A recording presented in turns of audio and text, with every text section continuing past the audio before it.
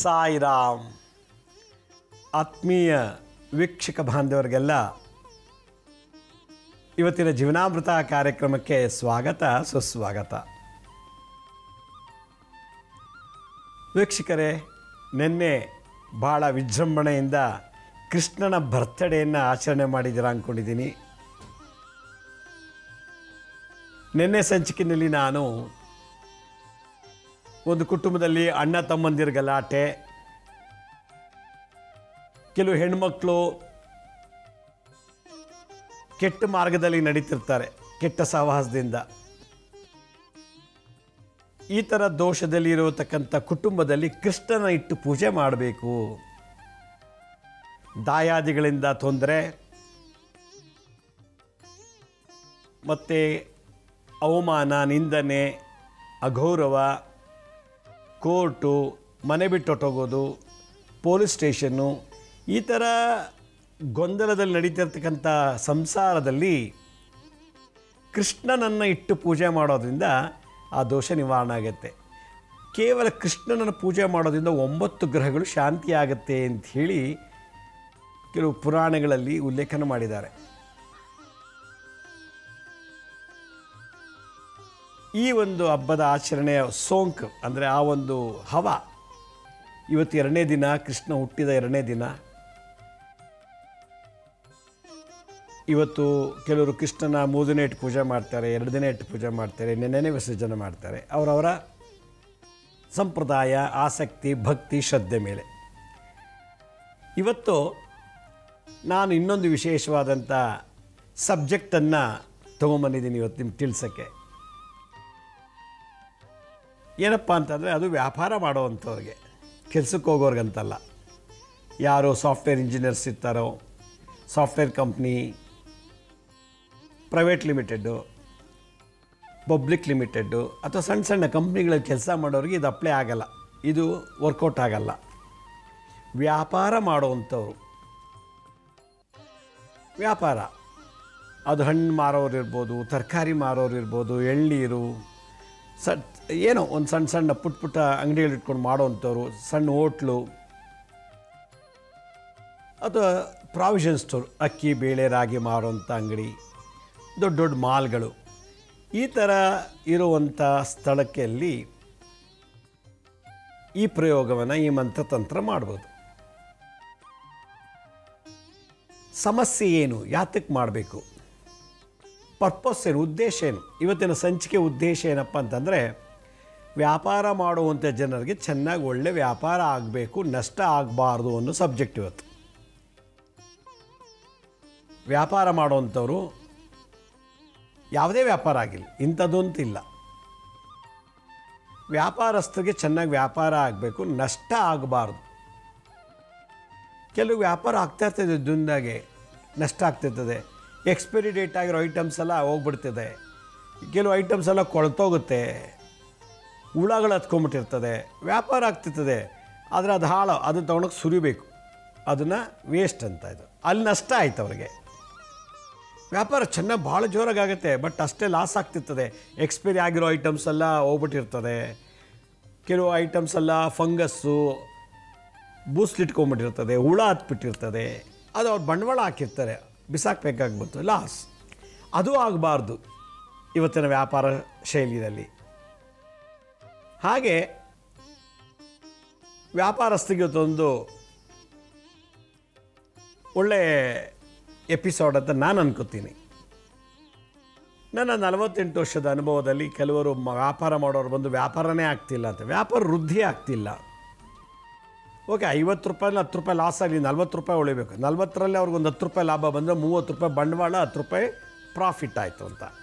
ಅದೂ ಆಗ್ತಾಯಿಲ್ಲ, ಅದೂ ಆಗ್ತಿಲ್ಲ ಅನ್ನೋ ಒಂದು ಕೊರಗು ವ್ಯಾಪಾರಸ್ಥರಿಗೆ. ಇದೊಂದು.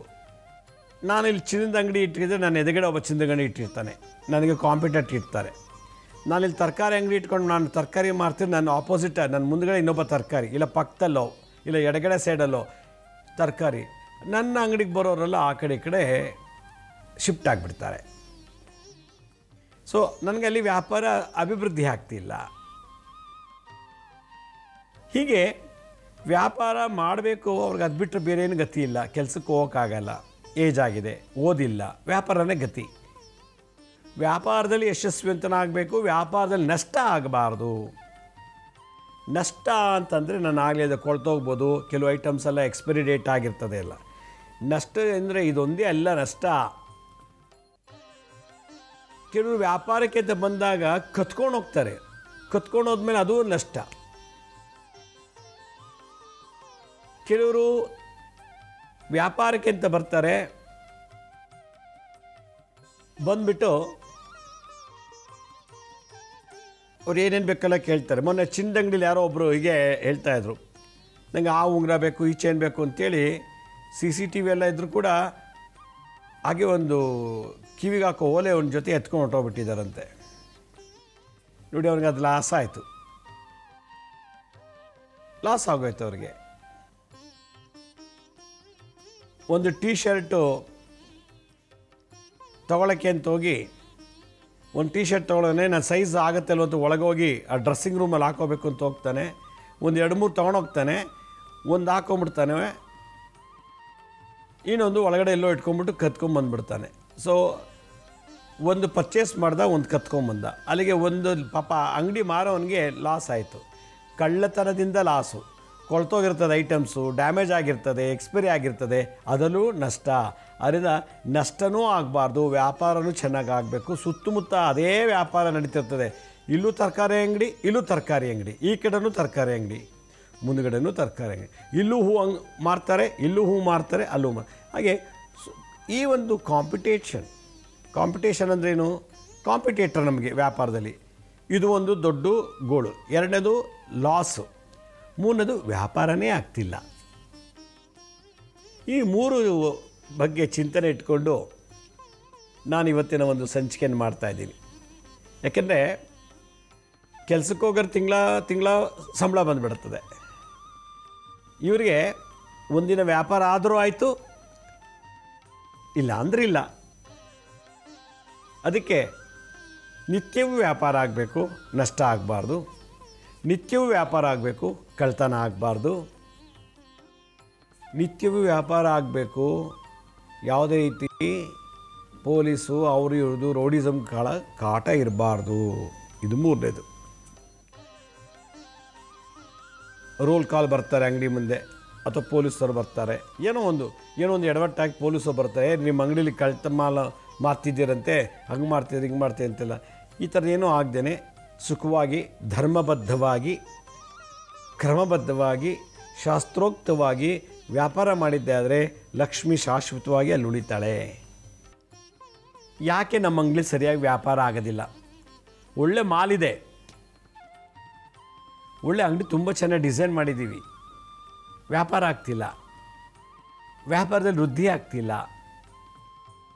5,000 ಬಂಡವಾಳ ಹಾಕಿದ್ದೀನಿ, 500 ರೂಪಾಯಿ ಅಲ್ಲ, 500 ರೂಪಾಯಿ ಬಿಸ್ನೆಸ್ ಆಗಿಲ್ಲ. 10,000 ರೂಪಾಯಿ ಬಂಡವಾಳ ಹಾಕಿ ಮಾಡ್ತಾಯಿದ್ದೀನಿ, ಇವತ್ತು 100 ರೂಪಾಯಿ ವ್ಯಾಪಾರ ಆಗಿಲ್ಲ. ಕಾರಣ ಏನು? ಯಾಕೆ ವ್ಯಾಪಾರದಲ್ಲಿ ದರಿದ್ರ? ಯಾಕೆ ವ್ಯಾಪಾರದಲ್ಲಿ ವೈರಸ್ ಇದೆ? ಯಾಕೆ ವ್ಯಾಪಾರದಲ್ಲಿ ನಮಗೆ ನಷ್ಟ ಆಗ್ತಿದೆ ಅನ್ನೋ ವಿಚಾರನ ನಾನು ನಿಮಗೆ ತಿಳಿಸ್ತೀನಿ. ಒಂದು ಶಾಪ್, ಅಂಗಡಿ ಅಂದಮೇಲೆ ಅದು ವಸ್ತುಗಳ ಮಾರಾಟ, ಪ್ಯಾಂಟು, ಶರ್ಟು, ಶುಕ್ರ ಗ್ರಹ, ಅಕ್ಕಿ, ರಾಗಿ, ಬೇಳೆ, ಎಣ್ಣೆ, ತುಪ್ಪ, ಖಾರದ ಪುಡಿ, ಬೆಲ್ಲ, ಇವೆಲ್ಲ ಧಾನ್ಯ ಲಕ್ಷ್ಮಿ, ಅದು ಶುಕ್ರ. ಶೃಂಗಾರಕ್ಕೆ ಬಳಸುವಂಥ ಅಂಗಡಿ, ಏನು ಮೇಕಪ್ ಮಾಡ್ಕೊಳ್ಳೋವಂಥದ್ದು, ಇವೆಲ್ಲ ಮಾರಾಟ ಮಾಡ್ತಾರೊಂದು ಅಂಗಡಿ, ಅದು ಶುಕ್ರ ಗ್ರಹ.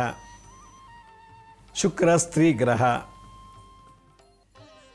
ಯಾವುದೇ ವ್ಯಾಪಾರ ಮಾಡಿ, ಹೂವು ಅದು ಅಷ್ಟೇ, ಹಣ್ಣು ಮಾರಾಟ ಮಾಡೋ ಜಾಗ ನವಗ್ರಹಗಳು,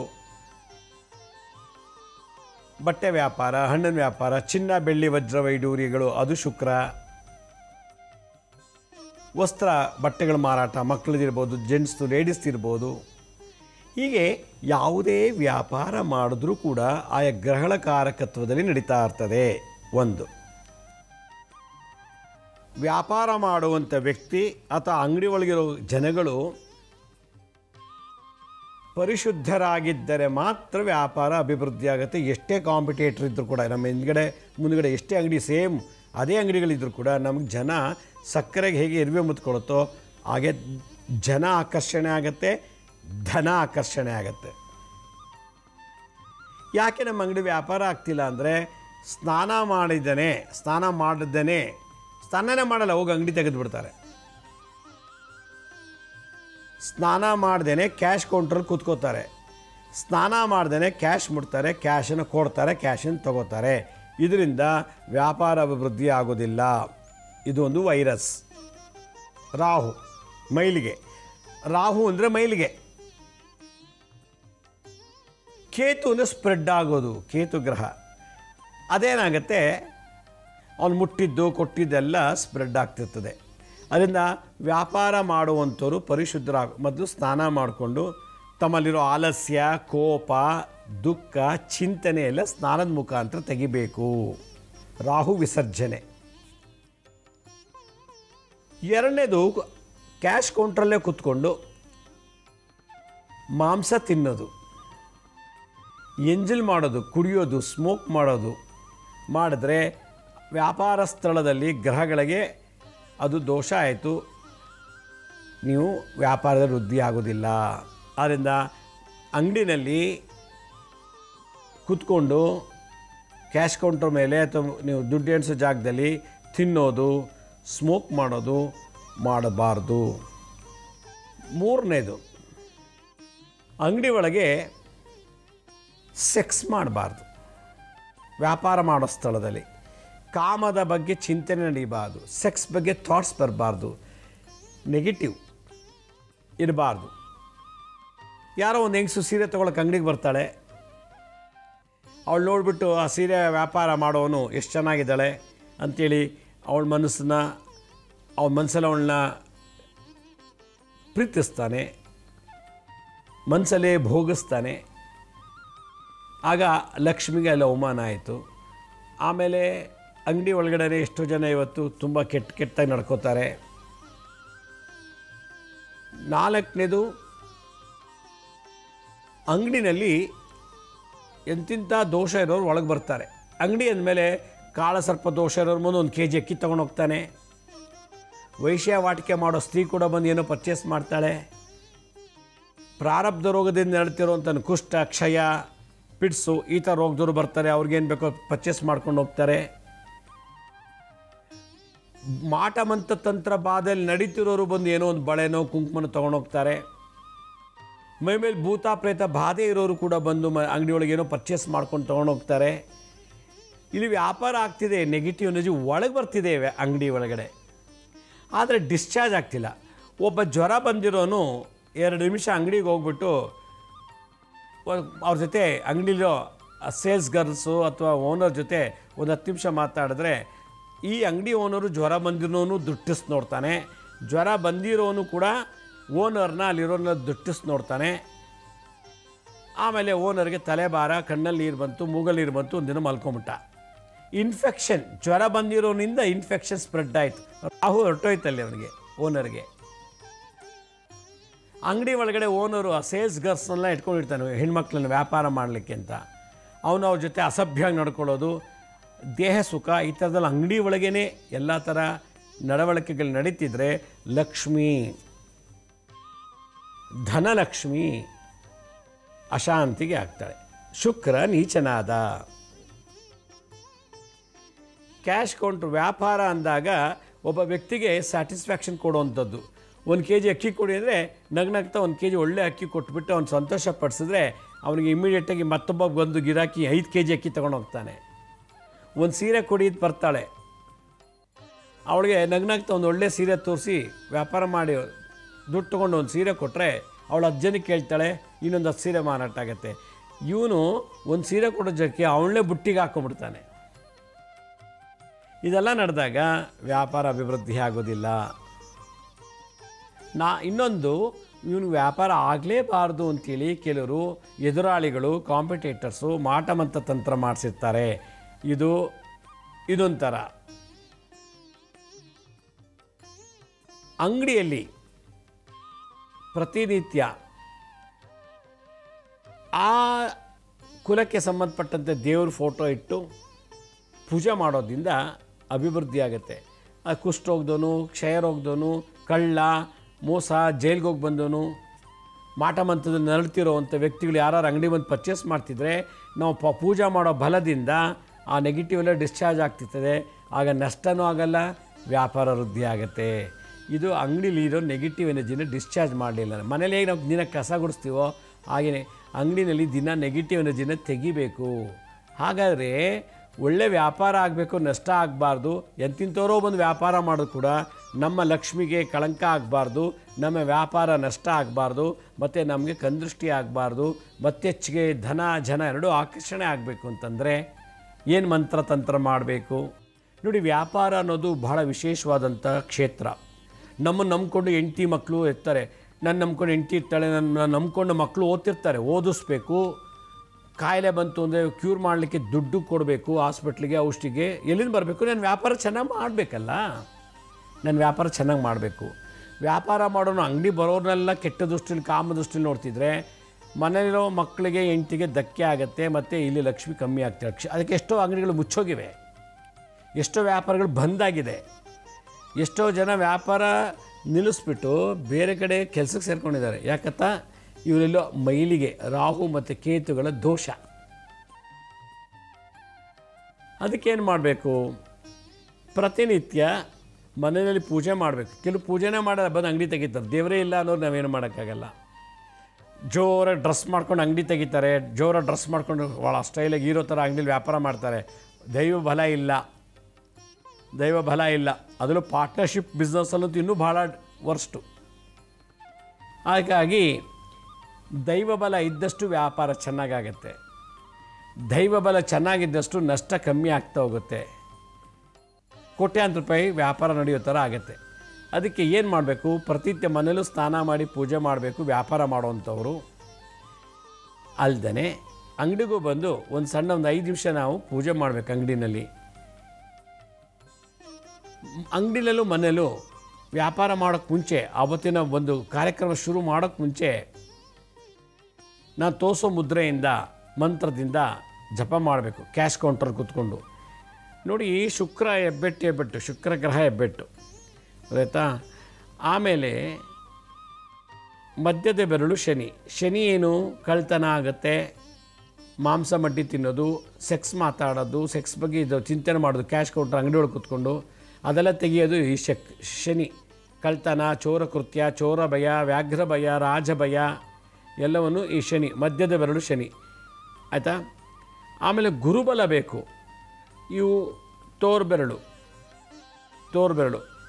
ಎಲ್ಲ ನನಗೆ ಸೇರಿಸ್ಬೇಕು, 3 ನಿಂಗೆ ಸೇರಿಸಿ ನೋಡಿ. ಈಗ ಸೇರಿಸ್ಬಿಟ್ಟು ಬುಧ ಮತ್ತು ಸೂರ್ಯ ಸ್ಟ್ರೈಟಾಗಿ ನಿಂತ್ಕೋಬೇಕು. ಬುಧ ಕಿರುಬೆರಳು, ಉಂಗುರದ ಬೆರಳು ಸೂರ್ಯ.